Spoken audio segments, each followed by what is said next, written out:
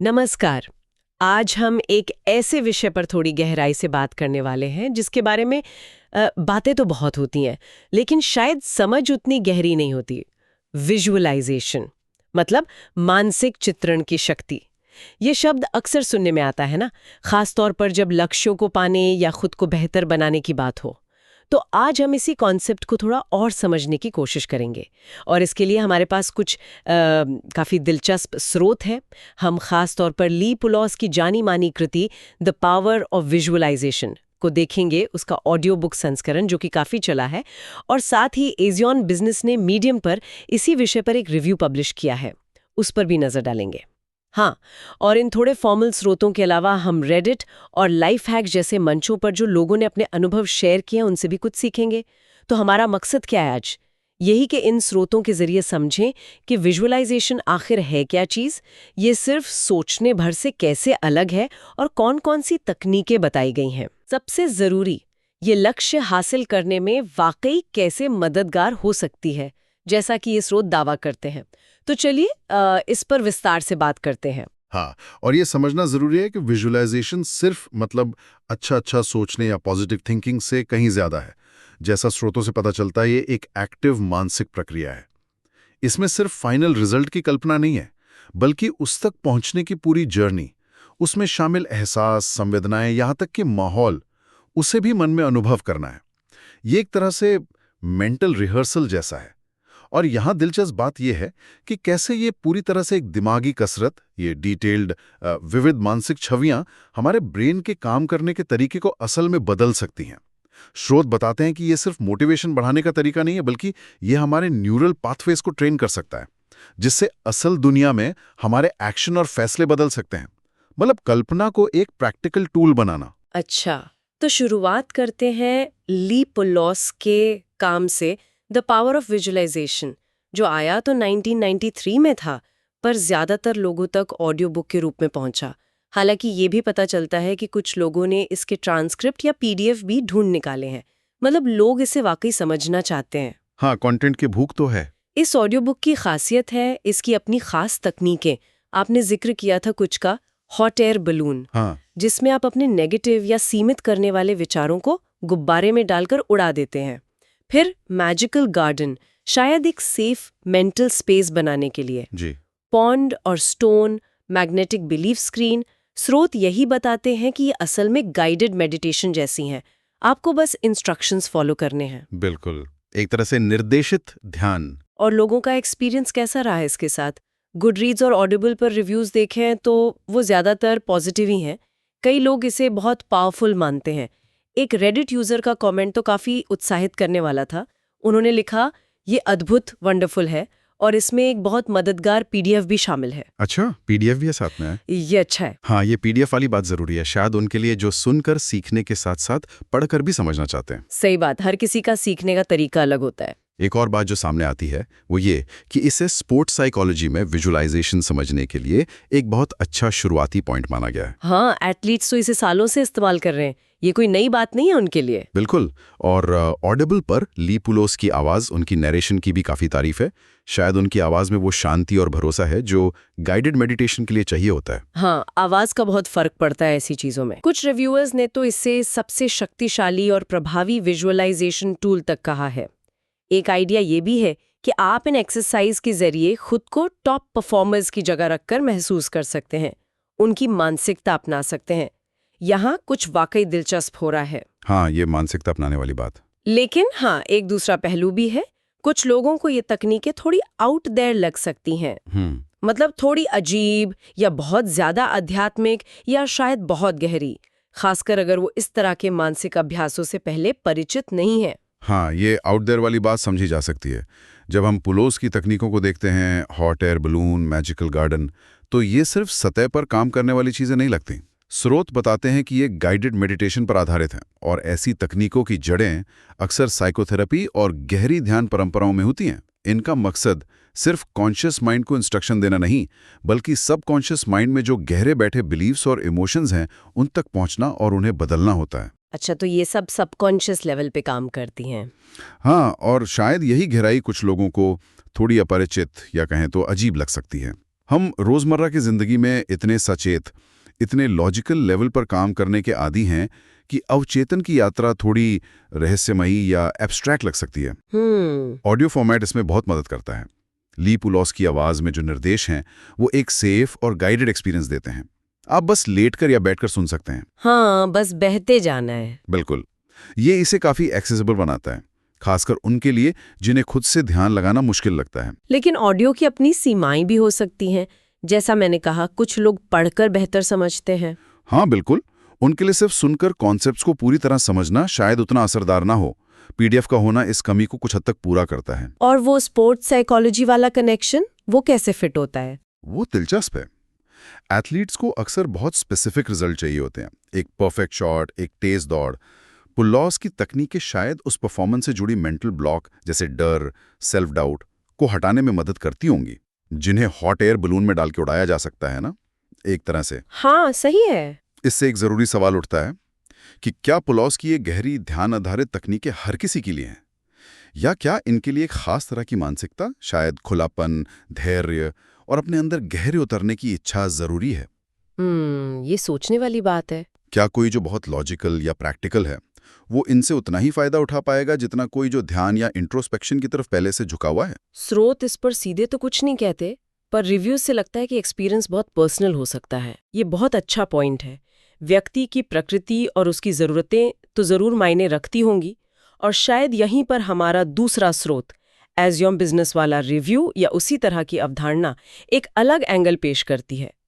ये स्रोत self help की दुनिया से ज़्यादा जुड़ा लगता है, जहाँ प्रैक्टिकलिटी और ठोस कदमों पर ज़्यादा जोर होता है। हाँ, एक्शन ओरिएंटेड अप्रोच। इस अप्रोच में विजुअलाइजेशन को एक ज़्यादा स्ट्रक्चर्ड तरीके से पेश किया जाता है। यहाँ फोकस इस बात पर है कि कैसे कामयाब लोगों ने, चाहे वो बिजनेसमैन हो, आर्टिस्ट हो या कोई और, अपने लक्ष्य पाने के लिए विजुअलाइजेशन का इस्तेमाल किया। यहाँ आर्टिस्टिक इमेजिनेशन को एक टूल की तरह देखा जाता है, जिसे पर्सनल और प्रोफेशनल लाइफ में ठोस नतीजे पाने के लिए अप्लाई किया जा सकता है। ज्यादा व्यावहारिक लगता है ये। और एक खास बात जो इसमें दिखती है वो है रुकावटों पर ध्यान देना। ये सिर्फ अच्छा सोचने के बारे में नहीं है, बल्कि ये उन संभावित रोड ब्लॉक्स को भी पहचानता है जो कामयाबी के रास्ते में आ सकते हैं, और फिर ये उन्हें फेस करने और दूर करने के तरीके भी सुझाता है। ये थोड़ा ज्यादा जमीनी लगता है। बिल्कुल, ये जरूरी है, क्योंकि रास्ते में मुश्किलें तो आती ही हैं, सिर्फ पॉजिटिव सोचने से वो गायब नहीं हो जाती। सही कहा। इस तरह के अप्रोच में अक्सर स्पेसिफिक स्ट्रक्चर या मॉडल भी दिए जाते हैं, जैसे एक 9 स्टेप मेथड का जिक्र मिलता है। एक प्रोसेस। हाँ, जो शायद विजुअलाइजेशन को लागू करने का एक तरीका बताता है, और साथ ही विजुअलाइजेशन को असरदार होने से रोकने वाली 10 बाधाएं या 10 एनिमीज की भी पहचान की जाती है। अच्छा, ये दुश्मन कौन है? शायद जैसे निरंतरता की कमी, या शक करना, या शायद नतीजा जल्दी न मिलना। समझ गया, आम चीजें जो हमें रोकती हैं। हाँ, और लाइफ हैक या वोकैल जैसी साइट्स पर जो रिव्यूज हैं, वो भी यही बताते हैं कि इस स्टाइल के लेखक अक्सर रियल लाइफ एग्जाम्पल्स खूब देते हैं, ये दिखाने के लिए कि देखो, फला इंसान ने विजुअलाइजेशन से ये लक्ष्य हासिल किया। हाँ, कहानियां हमेशा कनेक्ट करती हैं। ये एग्जाम्पल्स शायद लोगों को मोटिवेट करते और तकनीक को ज्यादा भरोसेमंद बनाते हैं। बिल्कुल। अगर हम एज एन बिजनेस वाले अप्रोच या ऐसी दूसरे प्रैक्टिकल गाइड्स को देखें, तो उनकी ताकत उनकी क्लैरिटी और एक्शन ओरिएंटेड नेचर में। जहां पुलॉस का तरीका अंदरूनी अनुभव और गहरे मानसिक बदलाव पर फोकस करता है, ये अप्रोच बाहरी लक्ष्यों और उन तक पहुंचने के स्टेप्स पर ज्यादा ध्यान देता है। ये उन लोगों को बहुत अपील कर सकता है जो रिजल्ट चाहते हैं और एक क्लियर रोड मैप पसंद करते हैं। बस मुझे बताओ क्या करना है वाली मानसिकता। सही। और ये 10 बाधाएं और 9 स्टेप मेथड जैसी चीजें बहुत काम की हो सकती हैं। 10 बाधाएं हमें उन आम गलतियों या मेंटल ब्लॉक्स के बारे में पहले से बता देती हैं जो हमारी कोशिशों को बेकार कर सकती हैं। जैसे आपने कहा, कंसिस्टेंसी की कमी, सब्र न होना, या शायद बहुत ज्यादा जोर लगाना। हाँ, अति उत्साह भी कभी कभी। बिल्कुल, इन बाधाओं को जानने से हम उनसे बच सकते हैं या उन्हें हटाने का प्लान बना सकते हैं। इसी तरह 9 स्टेप मेथड एक फ्रेमवर्क देता है।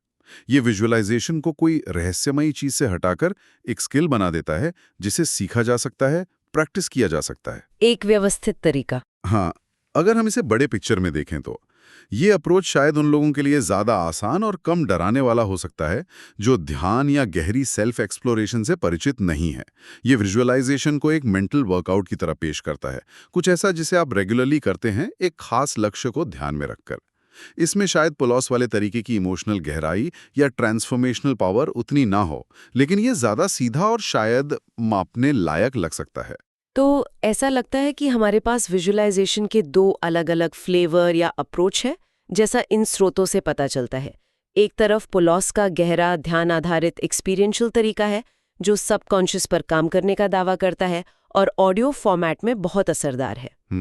दूसरी तरफ एजियन बिजनेस या उससे मिलते-जुलते स्रोत हैं, जो एक ज़्यादा practical, structured, step by step तरीका पेश करते हैं, जिसमें बाधाओं की पहचान और एक साफ प्रोसेस पर जोर है। हाँ, और ये जानना दिलचस्प है कि क्या ये दोनों एक दूसरे के उलट हैं या फिर एक दूसरे के पूरक हो सकते हैं, कॉम्प्लीमेंट्री। अच्छा पॉइंट है। क्या ऐसा हो सकता है कि किसी बड़े लक्ष्य के लिए व्यक्ति पुलाव की तकनीकों से अपनी गहरी बाधाओं पर काम करे और फिर एजियन जैसे तरीके से उस लक्ष्य तक पहुंचने के लिए एक प्रैक्टिकल प्लान बनाए और उसे विजुलाइज करे। स्रोत सीधे तौर पर ऐसा नहीं कहते, लेकिन ये एक संभावना तो है। मतलब दोनों का मिक्स। हाँ, मिसाल के तौर पर पुलाव की हॉट एयर बलून टेक्निक से कोई असफलता के डर को कम कर सकता है। फिर एजियन के 9 स्टेप मेथड का इस्तेमाल करके वो कामयाबी के जो ठोस कदम हैं उनकी कल्पना कर सकता है। इस तरह एक तरीका क्यों नहीं मतलब बाधाओं को एड्रेस करता है और दूसरा कैसे मतलब प्रोसेस पर फोकस करता है। ये तो वाकई एक बहुत ही दिलचस्प कॉम्बिनेशन हो सकता है। तो अगर हम आज की चर्चा को समेटें तो हमने विजुअलाइजेशन की शक्ति को दो मुख्य नजरों से देखा, जैसा कि हमारे स्रोतों ली पुलॉस की कृति और एजियन बिजनेस जैसी समीक्षाओं में बताया गया है। जी। पहला नजरिया ली पुलॉस का हमें गहरे पानी में ले जाता है। ये ध्यान पर आधारित है, गाइडेड तकनीकों जैसे hot air balloon, magical garden का इस्तेमाल करता है और अवचेतन पर काम करने का लक्ष्य रखता है। ऑडियो फॉर्मेट इसकी ताकत को बढ़ाता है, हालांकि कुछ लोगों को ये थोड़ा एब्स्ट्रैक्ट या आउट देयर लग सकता है। इसे स्पोर्ट्स साइकोलॉजी से भी जोड़ा गया है, जो इसकी इफेक्टिवनेस का इशारा देता है। बिल्कुल। दूसरा नजरिया जो एजियन बिजनेस की समीक्षा या इसी तरह के प्रैक्टिकल गाइड्स में मिलता है, वो ज्यादा जमीनी और स्ट्रक्चर्ड है। ये एक स्टेप बाय स्टेप मेथड जैसे 9 स्टेप मेथड और संभावित बाधाओं 10 एनिमीज पर फोकस्ड है। ये उन लोगों के लिए ज्यादा आकर्षक हो सकता है जो साफ निर्देश और एक्शन लेने लायक कदम चाहते हैं। इसमें सक्सेस स्टोरीज और रियल लाइफ एग्जाम्पल्स का भी अक्सर इस्तेमाल होता है। हाँ, ये प्रैक्टिकल साइड है। तो इन सब का मतलब क्या निकलता है? शायद सबसे बड़ा सबक ये है कि विजुअलाइजेशन कोई एक अकेली फिक्स्ड चीज नहीं है। ये एक लचीला और शक्तिशाली मानसिक औजार है जिसे अलग अलग तरीकों से इस्तेमाल किया जा सकता है। और अच्छी खबर ये है कि जो लोग इसका फायदा उठाना चाहते हैं, उनके लिए अलग अलग स्टाइल्स और तकनीकें मौजूद हैं जो उनकी पर्सनल ज़रूरतों, लक्ष्यों और स्वभाव के हिसाब से हो सकती हैं। बिल्कुल सही कहा। और ये हमें एक आखिरी विचार पर लाता है जिस पर श्रोता सोच सकते हैं। हमने देखा कि एक अप्रोच पुलॉस ज्यादा गहरा, एक्सपीरियंशियल और ध्यान केंद्रित है, जबकि दूसरा एजियन ज्यादा स्ट्रक्चर्ड, प्रैक्टिकल और स्टेप बाय स्टेप चलने वाला है। तो सवाल ये उठता है कि कोई व्यक्ति ये कैसे तय करे कि उनके खास लक्ष्यों, उनकी मौजूदा मानसिक स्थिति और उनके अपने व्यक्तित्व के लिए कौन सा तरीका सबसे सही रहेगा? ये चुनाव कैसे करें? क्या कामयाबी की चाबी सही तकनीक चुनने में है, या शायद ये इस बात पर निर्भर करता है कि चुनी हुई तकनीक व्यक्ति के सीखने के स्टाइल, उनके मौजूदा विश्वासों और उनकी अंदरूनी मोटिवेशन के साथ कितनी अच्छी तरह मेल खाती है? क्या ऐसा भी हो सकता है कि सबसे असरदार तरीका इन दोनों अप्रोच के एलिमेंट्स को मिलाकर अपना एक पर्सनल अभ्यास बनाना हो? अपना खुद का मिक्स एंड मैच। हाँ, ये सोचने वाली बात है कि हम अपनी मानसिक शक्तियों का इस्तेमाल कैसे करें ताकि वे हमारे लिए सबसे अच्छा काम करें।